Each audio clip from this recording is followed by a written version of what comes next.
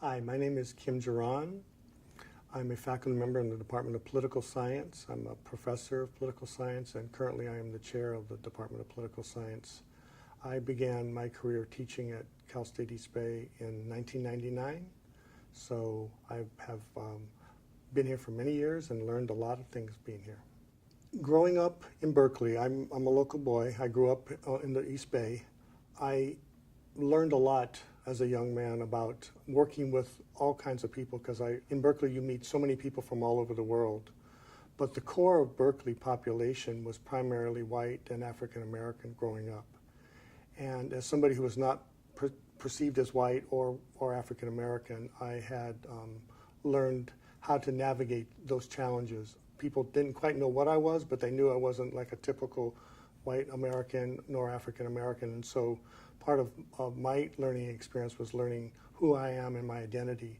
And I've tried to take my understanding of my own identity and the challenges of explaining what it means to be Hapa to people half Asian and half white to a population that didn't quite understand what that meant.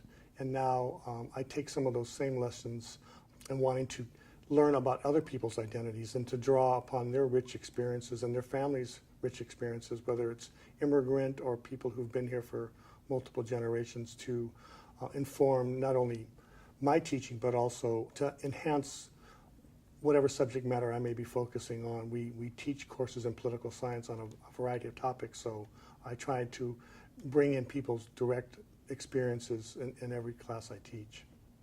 In my teaching, I think specifically about, I start with the course content, of course. What subject matter are we focused on? If we're focusing on state and local politics, which is a course I taught a lot, I try to understand the rich history and diversity of California's history. You know, whose land was this originally? What happened to the people who originally, farmed this land, survived on this land, as white settlers came in and moved people off the land and forced people into reservations.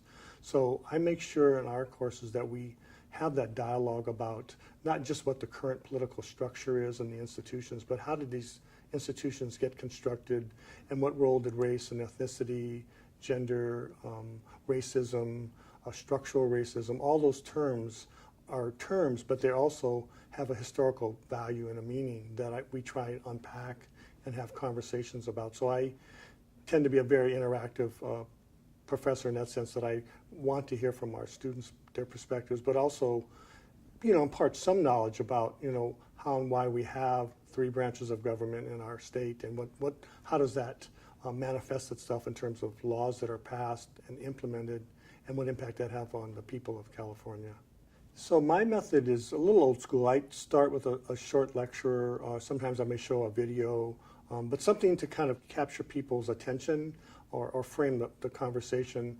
And then I will then proceed to ask people questions around the room.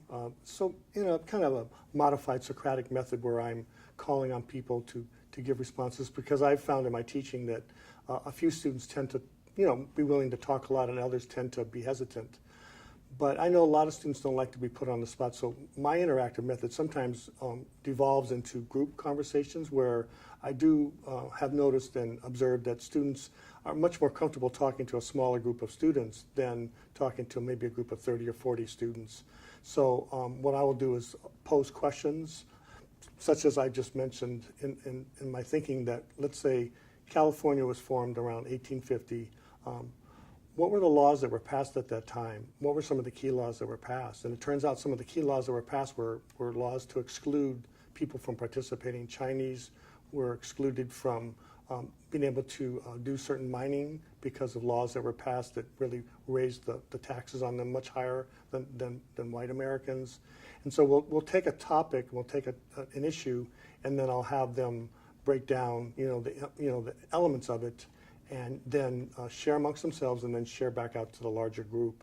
And that way, hopefully, we get a few more people participating than might normally participate if I just gave a lecture and asked people to comment on that. So that's kind of my standard approach in a bigger group. Another technique I've used is to prepare in advance with students so that they basically run segments of the class themselves. So they'll read the material, maybe as that same working group, they would plan for the next section of the class to present a little bit more in depth, do a little bit of research, and then come back and present as a group on a topic. And again, I find that getting students up in front of the class and presenting on sometimes these are challenging topics, gets them a little bit out of their shells and gets them talking and seeing that they can do these kinds of things. Because I'm trying to impart upon students at this campus that, you know, you are leaders, you're going to be our future leaders of this state, and there's a lot of things that you can contribute. But one of the first things is to be able to articulate a message or a thought to people and feel comfortable about doing that. And the first way of doing that is starting with your peers here on campus and being able to share knowledge, take criticism, listen to ideas, and be able to dialogue basically with your fellow citizens. That's going to be a big part of what you're going to be doing in real life. So getting people up in front of the classroom, besides the small groups, are kind of the two main ways I use to kind of get people involved in participating. One interesting challenge has been, you know, politics is usually a rough sport, whether it's presidential politics or even local politics. There's heavy competition, ideas are debated heavily, but usually they're fairly superficial. They're done in sound bites and 30-second ads, if you will. And so trying to get students to be more reflective and to think more deeply about the issues that underlie what the simple messages that you might hear are really important to unpack and then delve more into. And one particular challenge I learned was trying to understand that identity politics, broadly defined, is a evolving subfield, if you will, in political science. So traditionally, identity politics meant racial politics in the 60s, but is now added in growing numbers women and gender in politics, also LGBT identity in politics. We're in the San Francisco Bay Area where LGBT politics have really grown and flourished, and trying to understand the history and legacy of those great leaders like Harvey Milk and people like that, and what contributions they made to getting a whole group of people who had been pretty much marginalized in politics to have a voice and to participate. Those are kind of things that I think our students don't always have the history and understanding of, but we have such a rich legacy in this area that trying to bring some of those lessons out and experiences out that they can learn from and see that identity politics is very fluid, and it's very important to kind of understand where we are today, but also how we got here in terms of, and really in the last 50 years.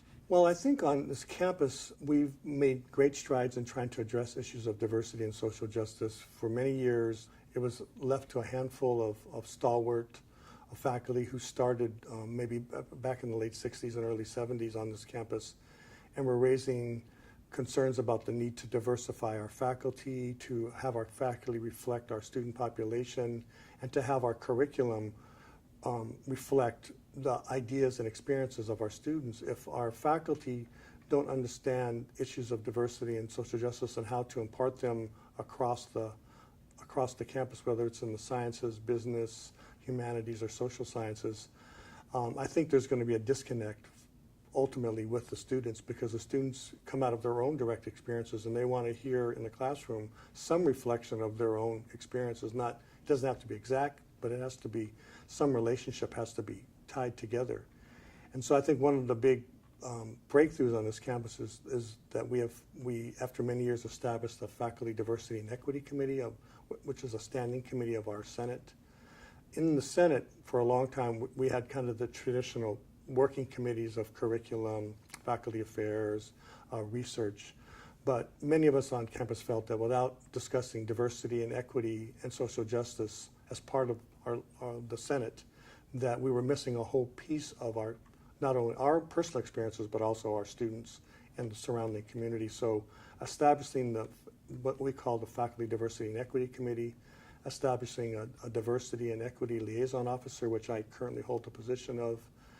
These positions we are using to try and diversify our faculty, which are not so much a direct, immediate impact on students, but we think long-term, as we diversify our faculty, it will enrich our students' experiences and enhance their ability to be great leaders when they graduate.